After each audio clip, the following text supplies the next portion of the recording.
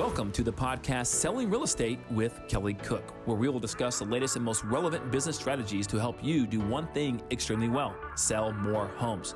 We'll discuss everything from business planning to lead generation and conversion to past client customer service and everything in between. Join us for authentic conversations and nuts and bolts takeaways you can implement into your business today. And now, Selling Real Estate with Kelly Cook. Hello, everybody. Welcome back. It is another episode of Selling Real Estate with Kelly Cook. Kelly, how are you doing today? We got some big news to drop today, right? Breaking news. Yes. Breaking news. We're dropping right today. No doubt about it. We've kind of been talking about this, which I'm sure you all kind of know what's going on as well, have heard about this. We've talked about it. We told you we'd bring you updates, and we have the biggest update. The NAR Lawsuit wrapped up yesterday, 2 days ago, pretty recently. Time this episode comes out, it's probably about a week or so has passed, but we need to talk about the implications of the ending of that lawsuit and that trial, and kind of what that means for not only you as an agent, but the industry as a whole, and what that means for buyers in the future upcoming here. We'll kind of see how this shakes out. But Kelly, let's get into it. Wow, where do we start here, Elizabeth? This is important stuff, guys. If you are following this podcast, if you are a real estate professional of some sort at all, this is something you really need to pay attention to, especially as a realtor, right? Because we all know that not everyone that has a real estate license is a realtor. You are held to a higher standard of ethics. Trademark, yeah. Yes, the trademark, and that comes from the NAR, the National Association of Realtors. So this is big breaking news. We talked about this lawsuit many weeks ago on this podcast, and that we keep you informed. And so it just came down yesterday. The verdict came down from a jury of 9 people. They deliberated for about 2 hours and 20 minutes. That's it. And that's never a good sign for the defense. Yeah, that's a short deliberation. That's right. So they already had their minds kind of made up, which is kind of what I've been saying all along. I've been saying that I didn't think that NAR, the defendants, even really had a chance. So I guess I ended up being right this time on this situation. So what does it all mean? So let's back up and talk about the backdrop here, what's going on, just as a quick recap. So right now you have a law firm that has been retained, and they are representing several plaintiffs that were home sellers in the state of Missouri. This is Seitzer versus / Burnett versus the NAR as a defendant. National Association of Realtors has been named.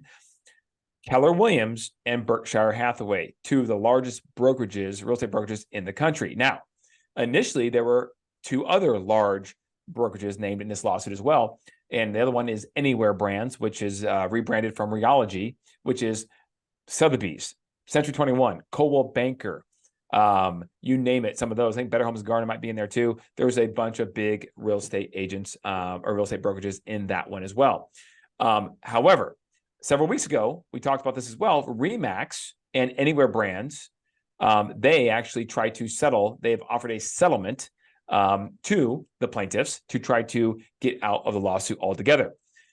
At this point, that pretty much went through. I think the judge still has to approve it. I'm not sure that he has done that yet, but it was settled, so to speak.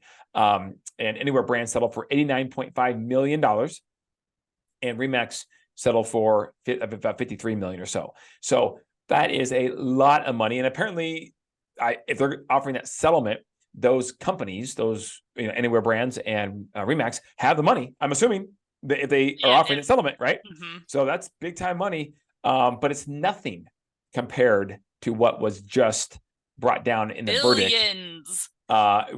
With the verdict going in the awarded in the side of the plaintiffs, right? Holy cow! $1.78 billion is the dictated amount that is awarded as damages in the verdict to the plaintiffs. The defendants still remaining are National Association of Realtors, Berkshire Hathaway Home Services, and Keller Williams Realty. So now what happens? So let's talk about this. The jury, 9 people, 7 of which have never owned a home. That's crazy.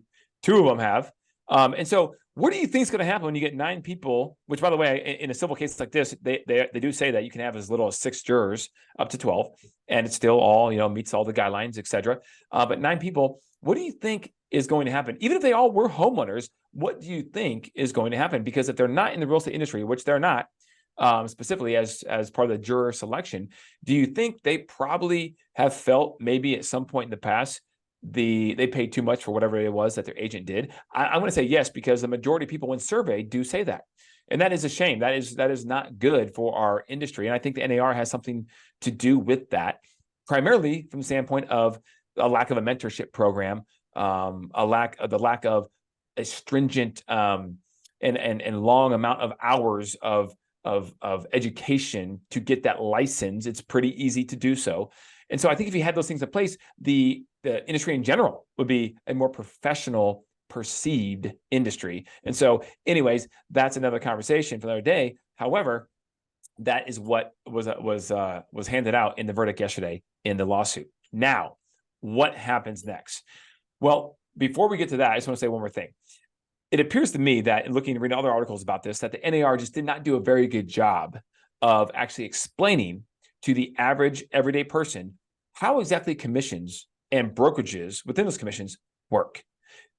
It appeared that in the closing arguments, the lead counsel for NAR in some way kind of talked down to him a little bit, probably not meaning to do so, but it came off that way. And then when Keller Williams Gary Keller was cross-examined or not cross-examined, but deposed, on the witness stand, it wasn't. He talked about Zillow and how commission conspiracy and compression really is between Zillow and the real estate industry and companies like that trying to come in to compress the commissions down on agents, etc. Nothing to do with the brokerages, but yet that wasn't really articulated that well and explained to the layman how it works. We're assuming they already know kind of the generalities of how it works, and I bet you some people do not. And yet that wasn't taken down to a really, really elementary level for someone who, as a juror who's never in the industry every day or even every year. They might sell a house if they even own one, which most in it, every 7 years, every 10 years. They don't know the intricacies of this. So that was, I think, a big mishap. Now it's already going to appeals court, okay? And NAR is going to appeal it because if they don't, they're done. I mean, they're just done. You have to appeal it. And hopefully things could maybe change at that time. Right now, the judge gets to, and by the time this airs, maybe this is already out, but the judge has to review everything and has to make his determination on things. Now, I don't believe in my understanding of things that he can overturn, obviously, a verdict by a jury of the peers. However, he can make a ruling on a federal injunction in which this would affect every realtor, every company, et cetera, broker across the entire country. Right now, it's just in federal court in the state of Missouri. Mm-hmm. But if this injunction is approved and rubber stamped by the judge presiding in this case, then obviously it affects everyone immediately across the entire country until it appeals. And even if he didn't do that, I'm not really sure how courts work. That I watch a lot of true crime, as I may have said before, so I know how criminal court cases work. But in this case, since it was, in Missouri, it was limited to Missouri. If they don't pass something where that affects the entire country, does that just leave the door open then for people in other states to bring essentially the same lawsuit? Is that kind of how, from your understanding, is that kind of how that would work? Yeah, absolutely. In fact, they've said that if the plaintiffs win this case, which they just did, there will be multiple copycat cases now filed immediately. The first of which was filed by the same law firm that just represented the plaintiffs. They've already filed another lawsuit on behalf of several other new plaintiffs, home sellers. And now they're naming other brokerages as well, Howard Hanna, EXP, and other brokerages that are maybe not as big as the initial ones, but across the country. So now they're going after everybody because now precedent has been kind of set. And so they're trying to now just do a big time money grab for all this. And what's really disheartening and what's really deceiving, I should say, from the side of the legal counsel, in my opinion, on the behalf of the plaintiffs is that he talked about now with this, that free market and the internet will now prevail. Internet meaning Zillow. Zillow is the big winner on this. The companies that aggregate data and try to go direct to consumer, they're the big winner because now people will think they have to go even more and more to them and look to them for some sort of advice, representation, whatever it may be. And we all know that Zillow now is a brokerage. So this whole thing is just really, really messed up. It's a consumer protection lawsuit that yet will do very little to protect the actual consumer. I mean, go figure. $1.7 billion. These brokerages don't even have that kind of money. The NAR does not have that kind of money. So I'm assuming as part of the appeals process, et cetera, down the road, there's gonna be some sort of settlement that's going to occur at some point. Otherwise, these brokerages just go, they disappear. They file bankruptcy of some type. And then honestly, they're not going to go away though, I don't think. They disappear as the name they currently are, Keller Williams, just being gone, let's say, or Berkshire, they will just reappear under a different name and different entity. Because they'll file bankruptcy. They'll file bankruptcy and they'll just say, I can't pay it. And they'll just, figure that out through bankruptcy court. And then they'll reinvent themselves. Because I'm sure the owners of these companies aren't dumb and they have asset protection and layers of protection. So what good will that do? I don't know. I don't know what good that will do. NAR potentially has the ability to settle this lawsuit in a big way because they have all the members of realtors across the country. So if they choose to stay within the NAR's membership community, they could literally just assess fines to all the realtors, $500 each. Everybody pays that. Or I don't know what it would have to be, $2,000 each. I don't know, but it's going to be some denomination of money when you do the math on it. Now, there are some brokerages that have already pulled out of NAR because of this. Well, we're paying you dues. You're supposed to be working for us, and you can't defend us in a lawsuit. What good do you have now at this point? Yeah.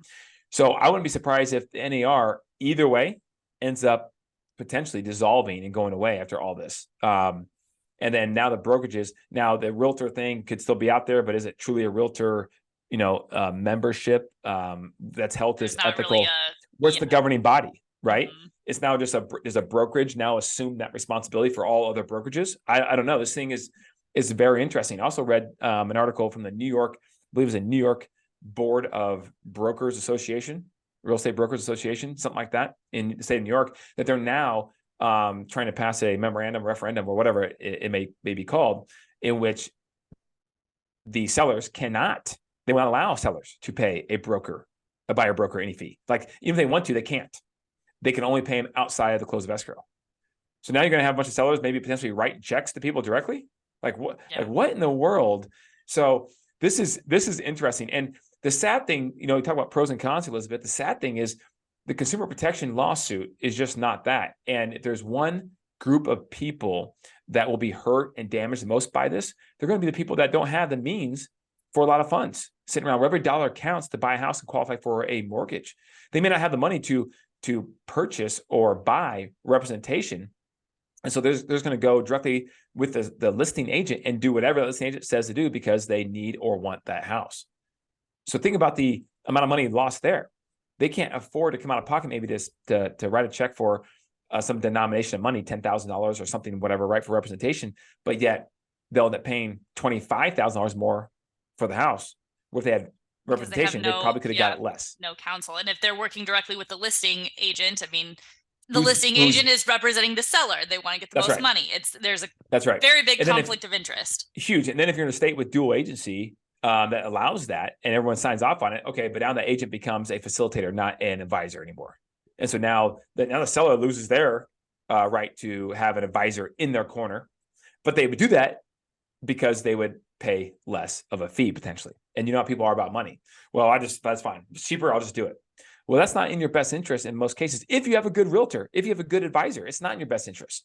And so now I think agents really need to start thinking, if they haven't already. We've already started doing this about 3 months ago on my team here in Arizona. But agents really need to start thinking about the training of your value proposition and how you're going to deliver it in not just a buyer's presentation, but a listing presentation as well. Logistical things. Okay, so now someone says, hey, I'll pay you 3% as my listing agent. I want to hire you, Kelly, but I'm not paying the buyer broker anything. You know why? Because I don't have to. Well, what needs to be explained to them is that for all this time, decades and decades, they could have got away with paying the buyer broker $1. It just had to be some denomination of money, $1. Now, how come no one chose to do that? Because they understand it's not in their best interest, because I think it was 97% of all transactions last year were agent assisted. And I think it was 89% of them all involved two agents, something like that. It was pretty high. So if those numbers are correct, I'll double check the percentages, but if those are correct, then you just eliminated by not paying anything or just $1 to the buyer broker, you eliminated 89% potentially of your buyer pool. Now you tell me, does that hurt or does that help the marketability to sell your house for top dollar? It doesn't help it. No. Yeah. So this is kind of crazy. And to see, like I said, we talked about there's two parties that'll be hurt the most by this. It's going to be the people who don't have very much funds liquid to pay for maybe representation out of their pocket, and first-time home buyers in general, because typically the first-time home buyer doesn't have a whole lot of money either to pay for anything out of their pocket. They're trying to just get in the and game. Especially right now, we're already seeing such limitations for first-time home buyers getting into the housing. I mean, over the past couple of years, that the price of homes has skyrocketed. You know, the interest rates have gone way up. It's already a lot of people who should be entering the market as a first-time home buyer, people in their 20s, you know, we're already seeing how much more of a challenge that has become. And now with this, it's just another thing on top of it, where it's a challenge to afford the representation. And if you don't, you're still going to likely end up paying more than you would have. So it's Right. going to be really interesting to see, you know, what that does to not just the real estate market, but I mean, kind of the economy as a whole over the next few years. Yep. It's right. I mean, the rules of the game have just changed. And so, you know, I talked to my agents about Who Moved My Cheese, that book. It's a great book about when the rules of the game change, what are you going to do to adapt? And I won't give you all the secrets and life lessons of that book, because it's a great book. But you have to adapt. Otherwise you go away. This happened to me in my business back when the Great Recession occurred. I was in real estate in 2005, and then everything just fell out, especially in Phoenix. The bottom fell out of the market. The balloon popped. The music stopped. It was over. And in that situation, everything went to foreclosures and short sales. Well, the people who are used to doing traditional real estate as we know it, if they weren't willing to adapt, because in Phoenix, for example, 98% of our listings at any given point in the market for a several year period stretch were distressed sales, short sales, foreclosures. And if you were willing to change the way you do business and actually work those deals, you didn't have any deals. There were no more deals to be had. So you adapted and flourished, or you chose not to, stuck in the past, and go away and disappear, get out of the business. So we heard on a podcast today that I was on with a company that aggregates a bunch of data in the real estate space, that already 38% of all licensees in the real estate space have not renewed their license in 2023. That's a big number. That's a big number. So there's going to be more of that, I think, because if this continues on and now sellers begin to offer less and less commission, or maybe no commission, and people on the buyer side don't know how to articulate and provide a value proposition to their own clients, they're going to be out of business. Period. The end. So the part-timers, the people who really weren't into it, maybe with the best intentions to begin with, that could be a pro.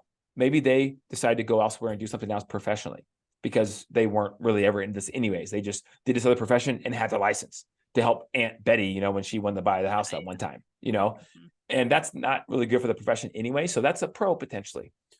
But we talked about the cons. The first-time home buyers will be hurt dramatically. The people that don't have many funds liquid to pay for representation will be hurt dramatically. There is a workaround around this, which there'll be for anything. You know, when the rules of the game change, you always got to find the ways to do business effectively. One way could be to have the buyer finance, if they can't come out of pocket to write a check, finance the cost of the representation, finance the fee to their buyer broker. They could do that through seller concessions, where the seller on their property agrees to pay for certain things that are costs to the buyer when it comes to closing on the house. Yeah. And so if the property is a certain price that the seller is asking, maybe the buyer has to elevate that price a little bit to allow that fee to be financed into the 30-year mortgage, you know, by increasing it by that $10,000 mark. So there's ways you can do that, but either way, you know, I heard this quote, I thought that's fantastic. Disclosure is disarming. Disclosure is disarming. That came from our president at Real. He's awesome. Sharon is a fantastic guy, and he's right. So either way, you need to be out front of this. You need to talk about it with your clients and disarm them with the disclosure of what's really going on. And by the way, on the buyer side especially, how do you get paid?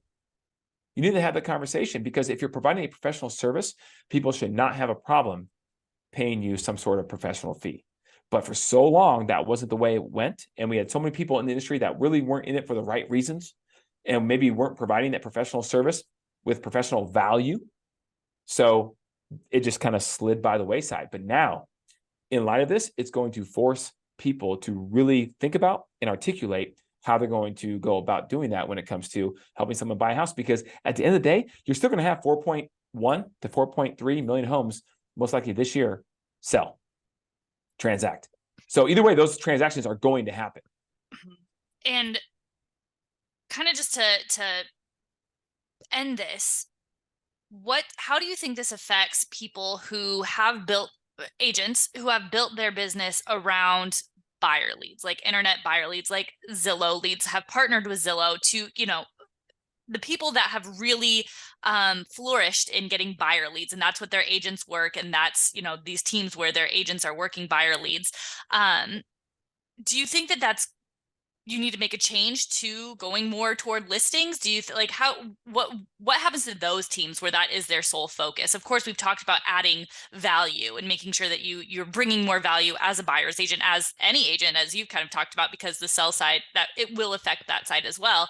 But what's kind of the next move here for those people, in your opinion? Yeah, I think number one, there's a big opportunity on both sides, honestly, the listing side and the buyer side. I think there's a big opportunity, but unfortunately, because most people won't look at it that way, they will end up struggling and potentially have to go elsewhere into a different profession to make ends meet, to provide their income for themselves, their family, etc. So I think, first of all, number one, I've said this for years. I didn't get on top of a mountain and yell from a blowhorn, but I said that Zillow is not in the best interest of the real estate community. Yeah. For real estate professionals, they're kind not. of working against them in some and capacities. It's been chess, not checkers, for years. Little time. Look, they're conditioning us, just the people who are just on it, right? To rely on them. Yeah. They take a little more, rely on me. Take a little more, still rely on me. Take a little more, right? And now it's to the point where they want the whole process to be through them. They're brokers now. They have their own lending company, and their own CRM, and just all kinds of stuff that they're trying to get people to just be all in on. And if they can go direct to consumer, then that makes a realtor who doesn't provide a professional value that much more insignificant. They bought Showing Time. They're in talks now to buy another huge CRM called Follow Up Boss now. Oh, wow. They're trying to get in their hands and everything, buy everything, the whole experience of the consumer. So, if people don't actually step up and start providing a professional value, then and consumers believe that it's all the same, whether I'm online, a human, doesn't matter, then yeah, it's going to be trouble. But there will always be, I really believe there will always be a market for decades to come, even with AI technology, doesn't matter, for the human representation in a real estate transaction, because surveys have said for years, everyone's come in to try to disrupt. Billions of dollars come into the real estate industry to disrupt this industry, but yet the real estate agent today, I don't believe is more valuable than at any other point of time in history. And so I think that's not going to change to an extent. So I think there's a big opportunity if you adapt and provide value and show people that they'll be happy to pay a fee. You're happy to pay a good attorney when he does a good job for you. You're happy to pay a good financial advisor when he or she does a good job for you. So why would that be any different on a real estate transaction if you actually provide value? So I think that people really need to wake up and understand that some of these internet platforms, because they know deep down inside there has to be a human element to this. They if they can just still get all the eyeballs on their platform and make the realtor less insignificant, they can still control the process and the transaction. So, for example, they bought Showing Time. Showing Time is a big software company that actually facilitates all the showings of properties between agents and buyers, right? And agents and buyers agents and so on and so forth. So now they are actually using that software to further eliminate the need for a buyer's agent. So open that to consumers. Oh yeah. So now now a consumer goes on their website, Zillow, and they say, "Oh, I want to see this house. Looks cool. The pictures are nice." Boom. It says, "When do you want to see it?" Monday, here are the times available. Tuesday, here are times available. And you pick one, 2:00. They then book the appointment It's done. And they just tell the agent that signed up with Zillow, show up at 2:00. Oh, by the way, if you don't, then your scorecard gets docked. So you need to now move everything you have to try to show up at that house for somebody. You don't know if they have a FICO score of 500, if they make $3 a year in income, if they don't even have a job, you don't know anything, but you got to show up. No control. It's agent has no control in that. Yeah. You tell me if that's in the best interest of the consumer and the average consumer who is genuinely looking to buy a house and they think they can buy it. They're trying to save some money. They have money saved up, whatever it is. That's not in the best interest. But yet this is what the internet, according to the counsel of the plaintiff and the free market, is all about. And that's in the best interest of people looking to sell and buy homes. It's just completely contradictory to what we know common sense to be. Sometimes you have to, with capitalism, you want people to be able to, in the open market, you want people to make their own decisions. But unfortunately, a large percentage of people are not capable of making, like they're working against themselves by making, because they don't have the training. They're not informed. They're not experts. And so I would submit to you that the capitalism was what we had, that if you now go this route, now Zillow, places like that are becoming basically a monopoly. Yeah. They're going to tell you this is how it is, and you have no choice. And then you go. Then I told my team, you go one step further on this, right? Amazon's market cap compared to Zillow's it trumps Zillow's by, I don't know, a gargantuan percentage. Amazon could buy Zillow tomorrow and not even basically sneeze. Yeah. So what's stopping Amazon now from jumping in this game and controlling all that? I mean, how is that not a monopoly? But yet the powers that be who are in control of our country, for whatever reason, that's not a thing right now. And I'm not trying to be Mr. Conspiracy Theory guy, but I'm just saying, like, we had a capitalistic I deal guess, in real estate. Not capitalist, but like letting people just like, oh, it's, you can make whatever decisions you want, which of course that's the way, but like leaving it up to where they have to make the decisions basically like by themselves. That's not right. I mean, those same people that were named plaintiffs in this case, they could have sold their house for sell by owner. There's for sell by owners in every single marketplace across the country right now online on some website. But they chose not to. I mean, so now where in the world, right? This is crazy, right? What's happening. But nonetheless, it happened, and the ruling came down, and so here we are. So now it's we'll see how it happens in appellate court, but that could take a year or two. Right. I mean, just a waiting game kind of at this point to see how it ends in the meantime, you got to adapt, and the rules of the game change. Now you got to follow within those rules and prepare. Yep. Yeah, that's right, and make the most of it, because there is an opportunity. No matter what the rules go, this way or that way, left to right, up, down, there's always opportunity if you're willing to adapt and then really immerse yourself within it. Get surrounded by the right people with the right mindset, the right coaching, and you'll be just fine. Just fine. Absolutely. Well, on that note, we will, as more things develop, we will bring you the news here on this podcast as we go on and talk about some other things. I think we've got a few cool things that we were talking about being topics for the podcast, but of course we had to come and bring in this news. So breaking news. We gotta talk about it. Next week we'll have another good episode for you on how, we'll continue to try to help provide some of that training so that you can adapt, you can make your business strong, you can, still be successful no matter what that ruling is, right? So stay tuned here. And if you would like to talk to Kelly about any of this, I'm sure that he, is all down to talk about all of the possibilities and everything else real estate related or investing related or property management related, all the things right now having to do with real estate. Kelly, where can they reach you? Hey, they can reach me anytime. DM me on Instagram at Kelly Cook Homes or 480-227-2028. Shoot me a text. All right. And lastly, As I always have to tell you, if you are looking to build your real estate team, please go to buildyourrealestateteam.com. We made it very, very simple for you. You cannot forget that domain name, buildyourrealestateteam.com, and go download kind of the step-by-step guide on how to do that. Kelly has written all of that out for you so that you don't make the same mistakes that he made when he was building his team. So go to that, buildyourrealestateteam.com. And other than that, we will see you all next week with a new episode. Bye, Kelly. See you guys.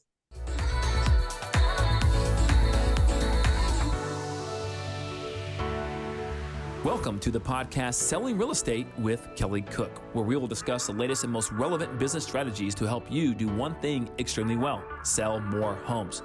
We'll discuss everything from business planning to lead generation and conversion to past client customer service and everything in between. Join us for authentic conversations and nuts and bolts takeaways you can implement into your business today. And now, Selling Real Estate with Kelly Cook.